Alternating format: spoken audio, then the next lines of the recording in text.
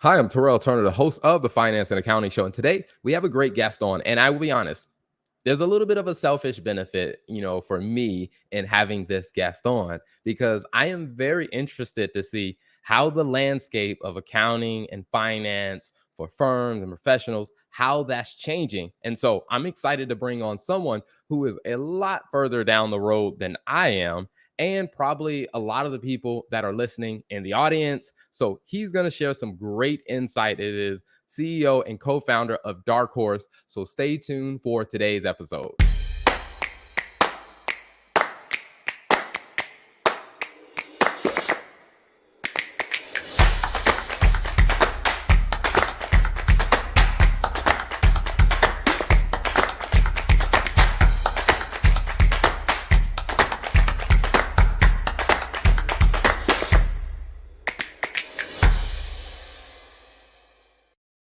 So without further ado, let me bring my guest, Chase. Welcome to the show. How are you? Good, Terrell. Thanks for having me. Absolutely. Absolutely. Now, I will say is I've been excited about having you on. I know I was telling my wife about it and I'm excited, but I'm not sure if everyone in the audience, is familiar with you, what Dark Horse is doing. So can you give us a brief overview of your background? Yeah, totally. I started my career at Deloitte a little over 10 years ago. I was coming out of the Great Recession when we graduated college. So I was really, focused on not moving back in with my folks at that point.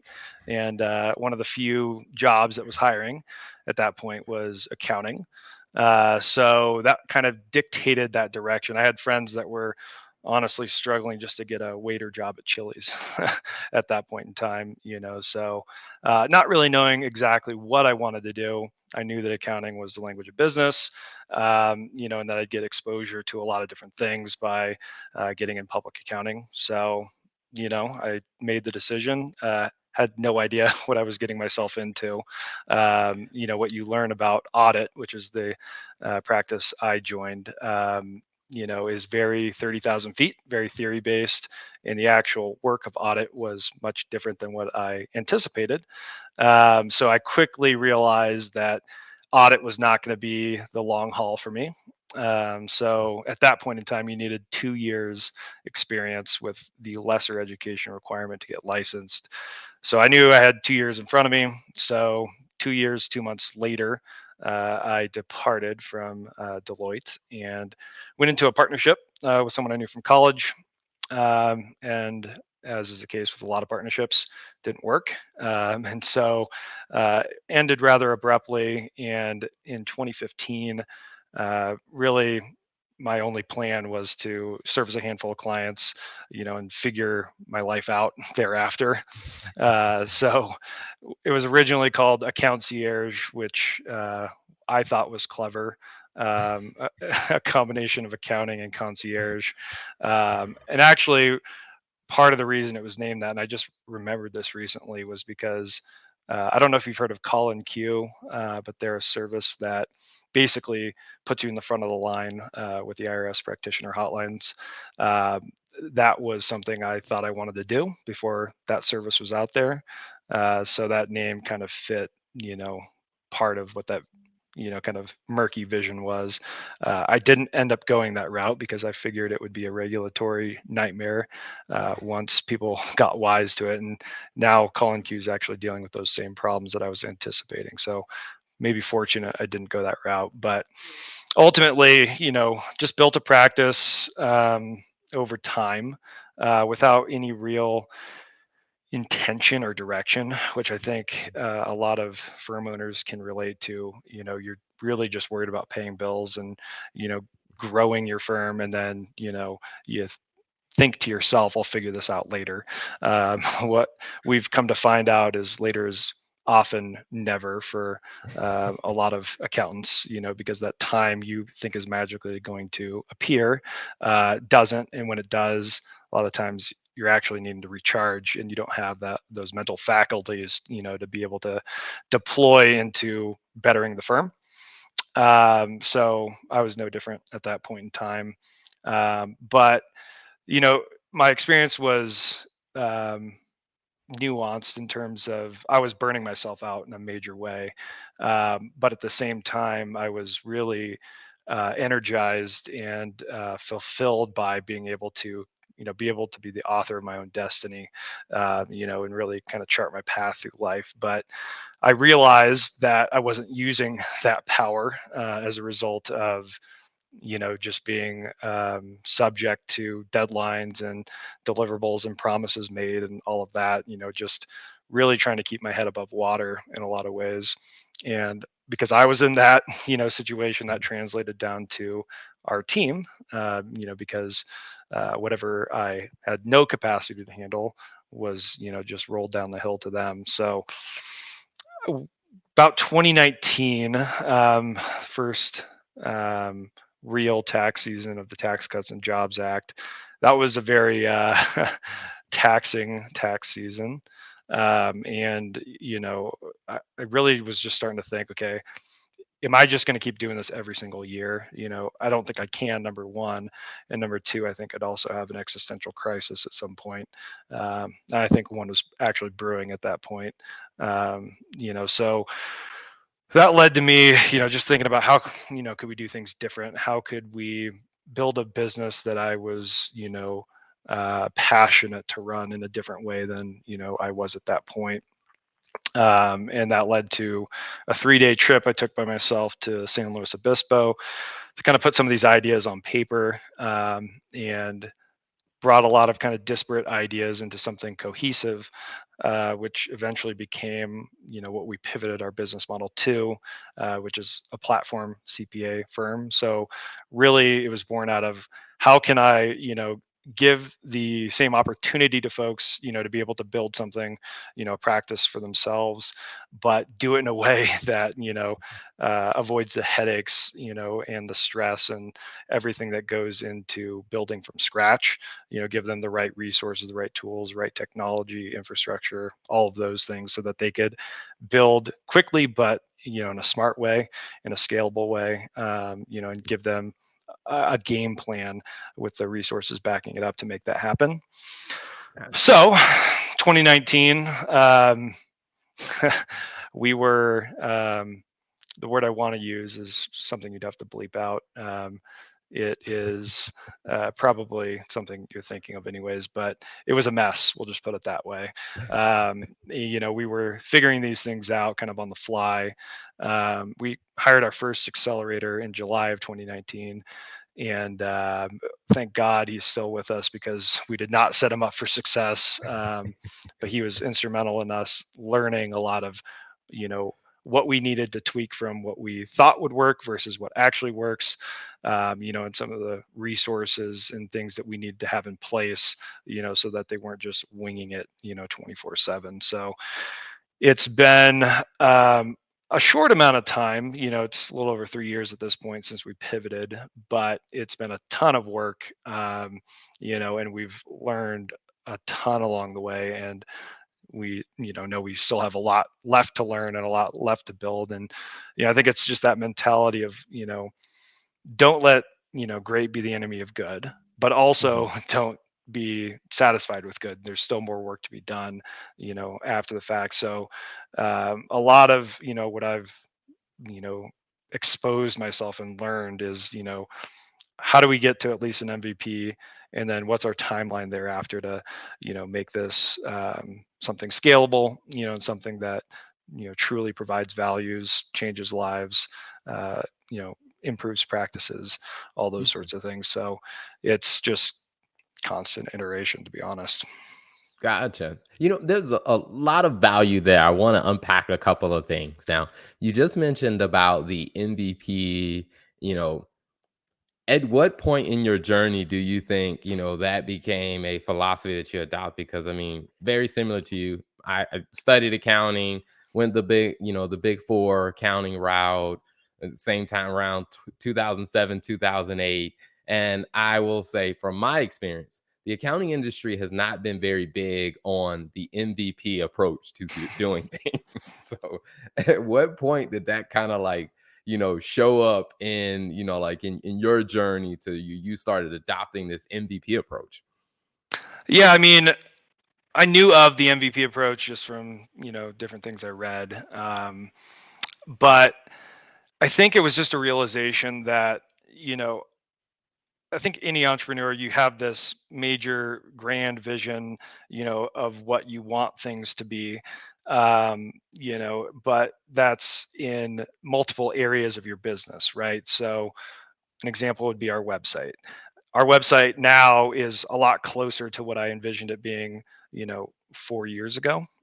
But 4 years ago, we didn't have the money or the time, or really the aptitude to know how to build that website that I had in mind.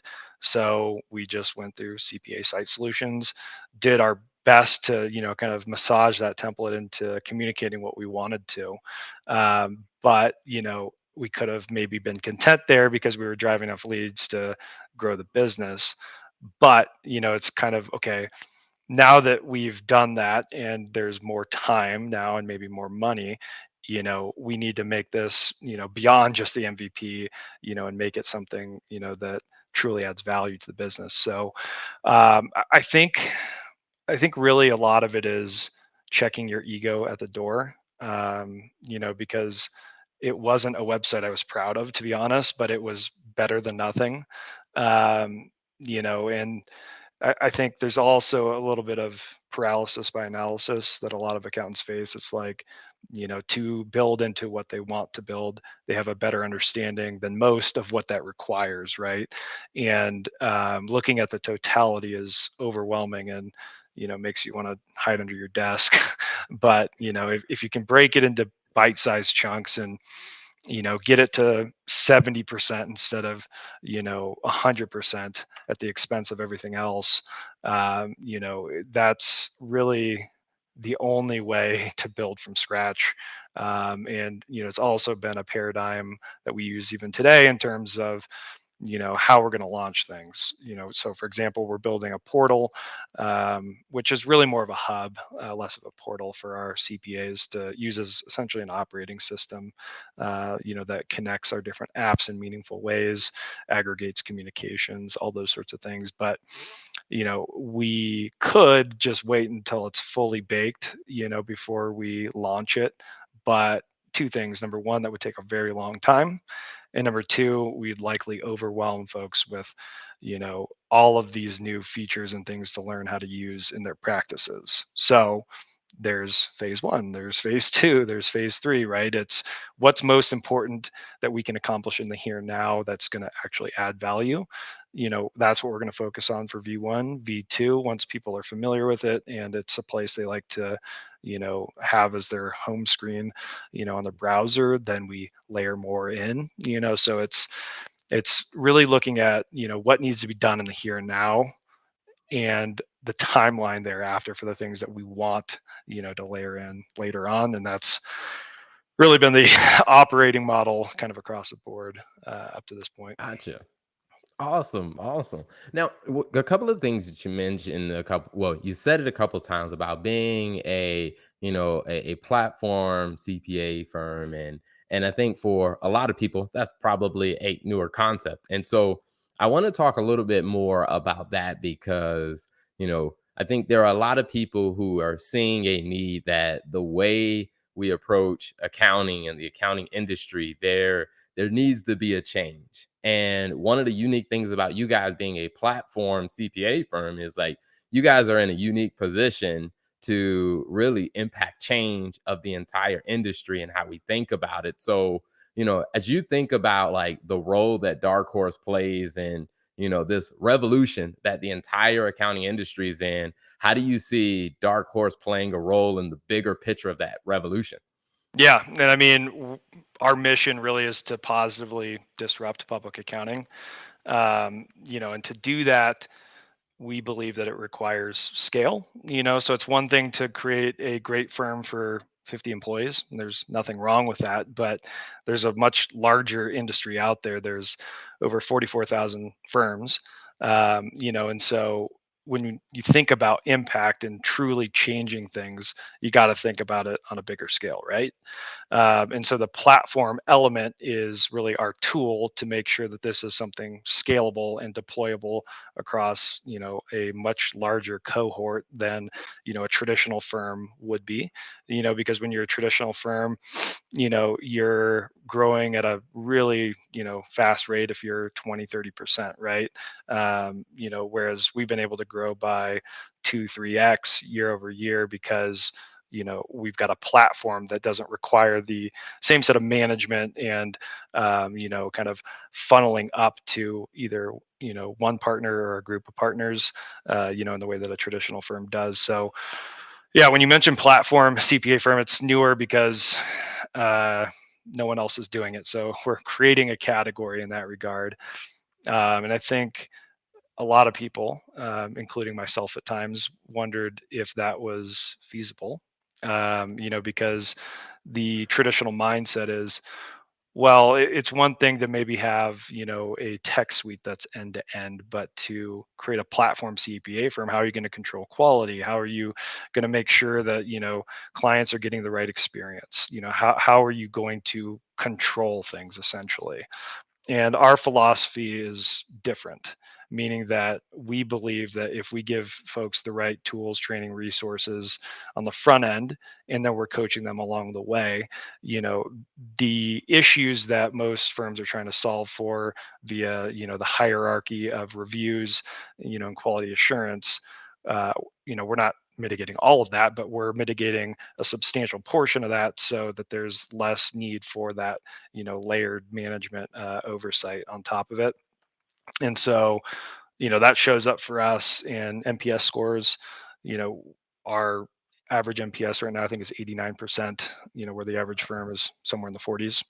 5-star reviews on Yelp, Google, all of that. Um, but importantly, great quality across the board. So no E&O claims, no audits with changes, those sorts of things. Not to say that it won't happen, right? The law of averages, it just will happen. But we believe that, if folks are empowered the right way, quality is going to follow as a result. And we've also got our own checks and balances to make sure that nothing's going out the door that's going to cause a problem. So, you know, Mhm. ultimately, the reason we pivoted this model is, because my experiences that led up to that pivot were largely negative. And I know that I'm not alone in that regard. If you read Reddit, Going Concern, any of that, that's really the ledger of all of the negativity, the negative experiences folks have in public accounting. So when you talk about the talent shortage and the talent war, you know, sure, 150 units, and what it takes to go through the CPA exam, especially if you're working, huge barriers, as is, the starting salaries, which until recently were, unchanged for about 20 years. So you had a cohort and still have a cohort of people that are in college kind of looking at their opportunities, and they're saying, okay, 5 years of school plus the CPA exam plus a less than market salary, compared to what I could do in other fields, um, and everyone's miserable. Like, what's the payoff here? And that's the central calculus of why we have this talent shortage. Yes, any of those individual components matter, but all of it is surmountable if the end result is worth it, and if the work is meaningful and if the opportunities are meaningful. But we as a profession haven't been able to demonstrate that, and to the contrary, all of the bad experiences that we've put people through are now, kind of what the barometer is online for anyone who's thinking about getting into accounting. And so we're only going to change, this talent pipeline to the extent that we change within our own firms. So when I hear people, getting upset with the AICPA for different things, it's like, okay, you can't necessarily control that. Voice your opinion, sure. Influence where you can, but look inside. Why are you a firm that someone would want to work for? In the same way as you should approach a potential dating relationship. What do you bring to this relationship? Not what am I going to get from dating this person, right? That's consumerism and it doesn't work in attraction. You've got to have value you bring to the table. So, I guess, go- can I ask a question on that part? Do you find that as you had that conversation with people, that people are a little hesitant to accept that factor? Because as you said, I mean, it's very easy to point out, like, hey, here's the problem with public accounting, here's the problem with the AICPA. But it's a little difficult for people to hold the mirror up and see, like, what's my role? So how do you see people responding when you start talking about that? I mean, the same way that they would respond if you suggested therapy, right? It's like, I'm fine, I'm good. Like, I don't need that. It's the same sort of pushback, that you know, I'm good. Like this is just how the industry works, and I'm trying to operate within it.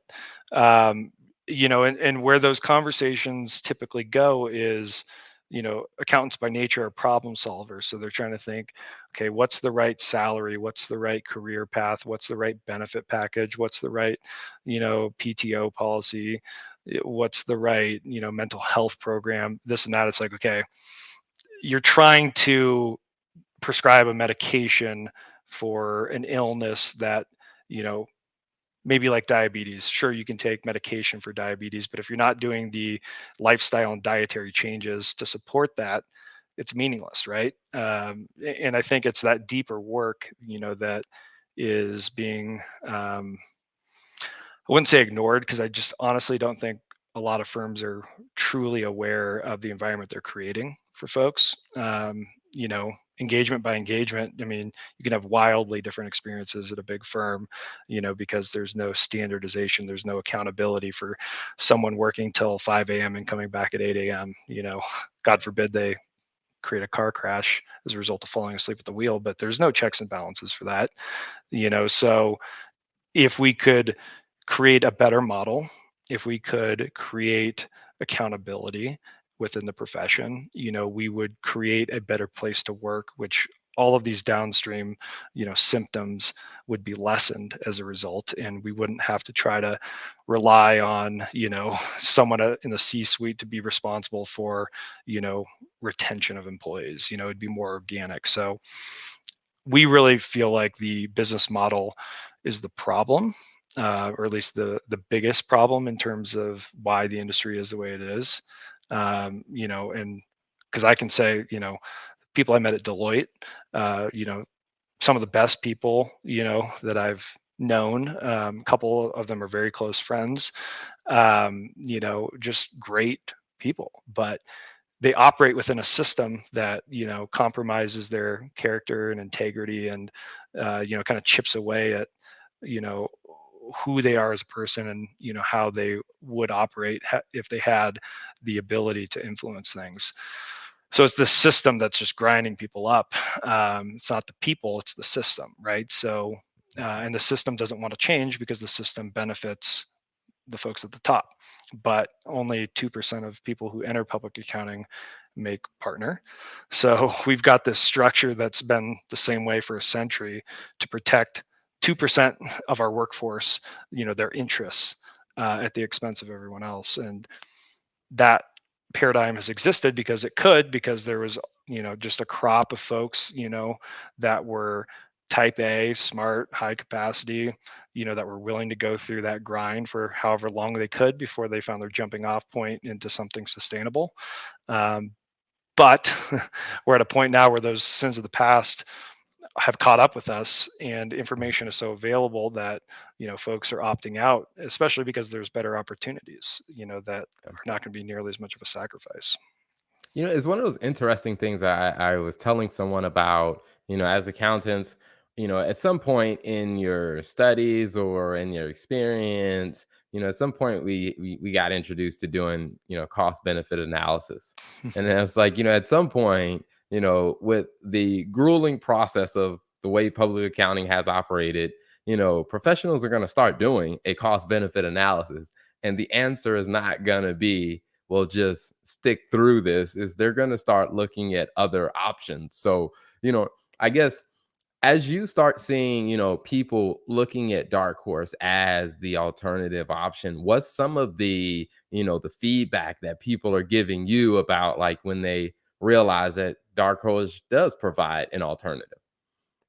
Yeah, I mean, I guess I think of that through the lens of what their experiences are leading up to them reaching out, and those obviously vary because they're coming from firms of different sizes with different, leadership teams. But by and large, the common factors of everyone, that we're talking to is, they're working too hard for too little. They're in toxic environments a lot of times, more so at the small firm level than the large firm level. There's, no clear succession path. There's no clear growth path beyond where they currently are. Um, there's just, I mean, and even folks, we've talked to a number of these folks who have that clear path and they're going to be named partner, within a couple of months, but they're then going through the thought process of, do I want to be a partner in this firm? Do I want to fund the retirement of the exiting partners given what I'm inheriting? And I think a lot of existing partner groups are surprised to realize that what they've built is not as attractive as what they think it is for someone else to step in their shoes. And so they're saying, hey, I don't think I want to do this, but I don't really know, you know, what to do in lieu of that. I could start my own firm, but that's a long road to get to maybe where I would be in the next couple of months. So I think just in a lot of ways, we're getting, maybe it's an echo chamber, to some extent, based on our positioning in the marketplace. But I also think it's representative of, people's dissatisfaction with the industry as a whole. And I think a lot of times folks look at their firm as a representation of the larger industry. And why am I going to jump to another firm and just inherit the same issues in a different context? So ultimately, um, you know, educating people, that there is a different way to do this. That's a big, swimming upstream sort of thing, because there hasn't been that for a lot of years. I mean, really ever, right? So to tell people there's a different way to build a practice and to be a CPA, and to actually build a lifestyle that supports your life, and so you're not working to live or living to work, but you're working to live, sort of thing. That's, I think, pretty transformational for folks. There's also a Mhm. lot of skepticism though, because it's like, yeah, right, like, we'll see, sort of thing. This sounds too good to be true. And so we make sure that they interview with some of our folks so they can understand from their perspective, how things truly are. And so it's not just myself or any of our leadership team, pumping them full of BS, that we're actually following through on what we say. And I think, that's another miss for a lot of firms. They'll say one thing, but the reality of, you know what's going to happen is far different. We're all Yeah. about work life balance, but we look at work life balance as working 80 hours a week for a third of the year, if not longer, and then you can take some PTO. That's the balance, right? Yeah. Well, I will say, as I do want to be respectful of your time, so I got a couple more questions. You mentioned earlier about, just the grueling experience of, tax season over the past couple years. As a innovative and creative thinking firm, how are you guys approaching tax season differently, as it's, approaching us again? Yeah, and that's something we've spent a lot of time, not just talking through, but creating infrastructure, to be able to address, because um, I think we should be getting much better every tax season, than we were the past tax season, because things aren't changing wildly enough. That you can't just rely on certain things being bottlenecks, and certain things being something you could expect to recur. So one of the things that we identified was that there was a huge bottleneck in the everything that led up to being able to prepare a tax return. So all the questions that need to be answered, documentation that needs to be received, the back and forth, because you ask for six things, client sends you two, right? And then follow up list four, then you get three, then follow up for the last one, and then questions that result as, you go through the return, that you don't really see until you dive into it. So all of that back and forth is a much bigger bottleneck than actually preparing the return, because when you have everything, we've got folks that know how to do it, and it's not going to take a ton of time. It's just getting to that point that eats a lot of time and creates context switching and just wears you out, right? So one of the things we came across is a tax organizer slash questionnaire offering called Soraban, and we've worked extensively with their engineering team, as well as our internal tech team and a team we use externally, to make this something that is truly game changing for folks. So it's a smart, organizer that we've put in natural language with a glossary to define terms that we have to use that are maybe a little bit more technical. So it gets them through a comprehensive organizer in a streamlined way, consolidates everything they don't have. If they don't have a K1, if they don't, have the information to answer a question, I'll have this later. It'll ask them what date, automatically follow up with them. And then at the end of the day, we can export all of that documentation into our file storage systems and client portals with the click of a button, and really be able just to have an automated process to get folks to where we need them to be, and then a clear start point when we have everything we need. So that's been a huge win, and I'm really confident that that's going to only prove itself this tax season. Um, Also, another thing we've really come to the conclusion on is that pricing is a big, maybe the single largest component of capacity problems.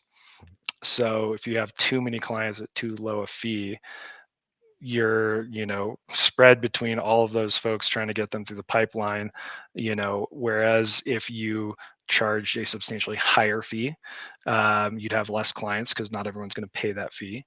But Yeah. as a result, you're going to have less people you're accountable to. You're going to have more capacity to actually be able to provide value and not just get the return done. So it's been a huge point of focus for us to, in consultation with our principals, really evaluate whether this client fits what you want to build into with your practice over the long term, because you might think, oh, this $600 1040 is, it's not much from a fee standpoint, but it's super easy, whatever. Well, on the other side of that, do you want your folks doing simple work over and over again? Do you want them to grow? Do you want them to learn? The more of those returns you have, the less, the slower they're going to learn.